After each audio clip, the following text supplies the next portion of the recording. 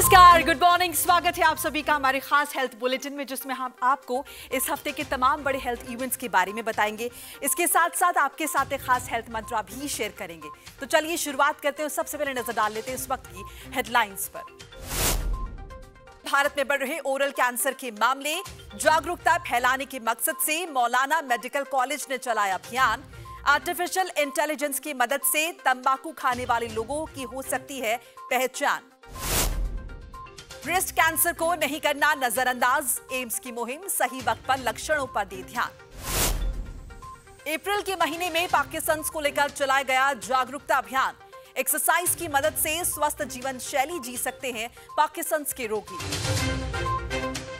देश में लगातार बढ़ रहे कैंसर के मामलों में इस कदर तेजी देखी जा रही है कि आपको जानकर हैरानी होगी। वैश्विक स्तर पर भारत को कैंसर कैपिटल के नाम से जाना जाता है। कैंसर जैसी जानलेवा बीमारी में 40% मामले ओरल कैंसर के देखे जा रहे हैं। इसकी गंभीरता को देखते हुए मौलाना आजाद मेडिकल कॉलेज के department of oral cancer and radiology ने जागरूकता अभियान चलाया। इस दौरान डॉक्टर्स, रिसर्चर्स और मेडिकल स्टूडेंट्स ने मिलकर इस बात पर गहन अध्ययन किया कि कैसे हम आर्टिफिशियल इंटेलिजेंस की मदद से तंबाकू खाने वाले लोगों में अगर रिस्क है तो उसकी पहचान किस तरह से कर सकते हैं और उन्हें किस तरह से कैंसर के खतरे से बचा सकते हैं। Pre cancer and oral cancer, ये हमारे देश में ओरल कैंसर एक बहुत बड़ी समस्या है।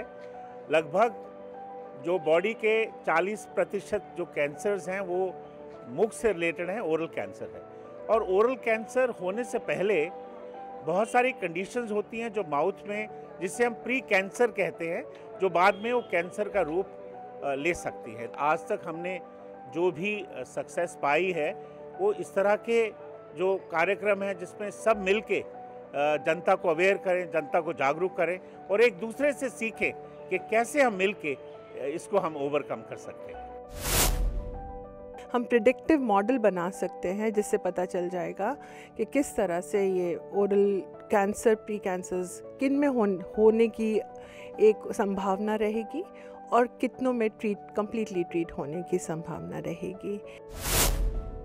हमारे भारत को विश्व का ओरल कैंसर कैपिटल के रूप में भी जाया जाता है, क्योंकि सबसे ज़्यादा ओरल कैंसर केसेस हमारे इंडिया में पाए जाते हैं। और ये काफ़ी हद तक जो ये तंबाकू की सेवन की हैबिट है जो हमारे लोगों में बहुत कॉमन है, उसके कारण होता है।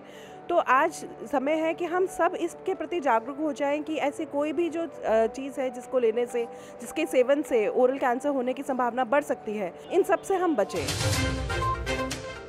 कैंसर जैसी गंभीर बीमारी के जिक्र के बीच हम ब्रेस्ट कैंसर को भी नजरअंदाज नहीं कर सकते हैं।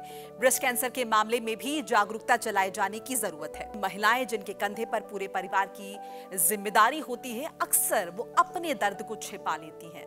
लेकिन अब ब्रेस्ट कैंसर के बढ़ते मामलों के बीच दरकार है ये समझने की कि आपको ये कैसे पता चले कि आपको किसी डॉक्टर के परामर्श की जरूरत है।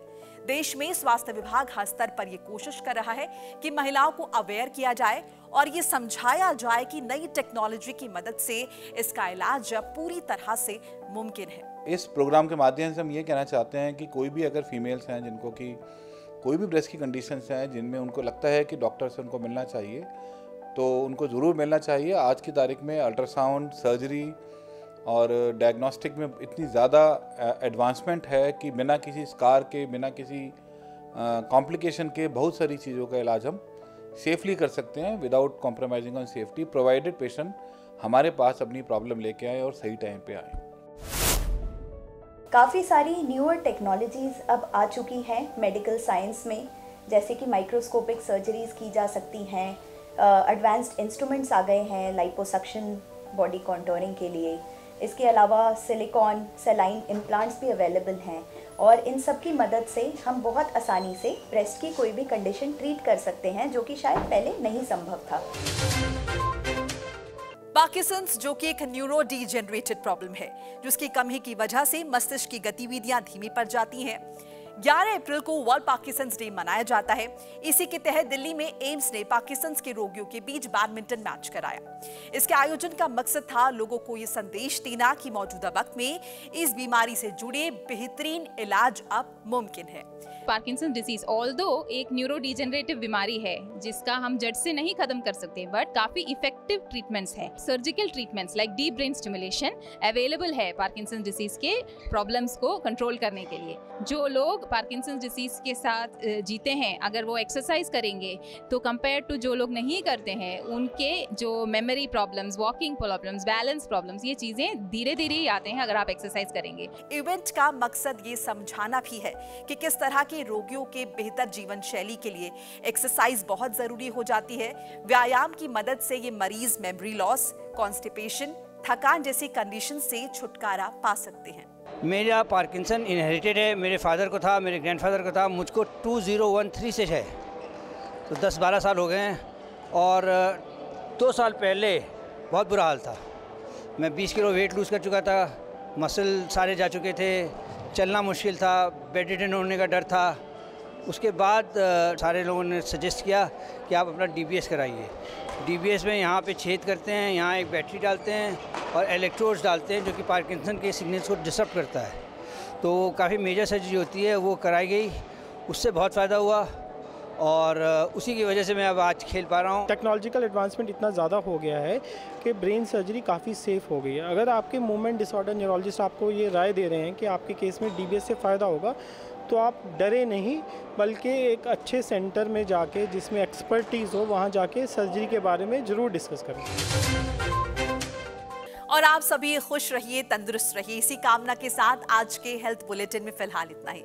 मुझे दीजिए इजाजत और आप देखते रहिए DD मॉर्निंग शो। नमस्कार।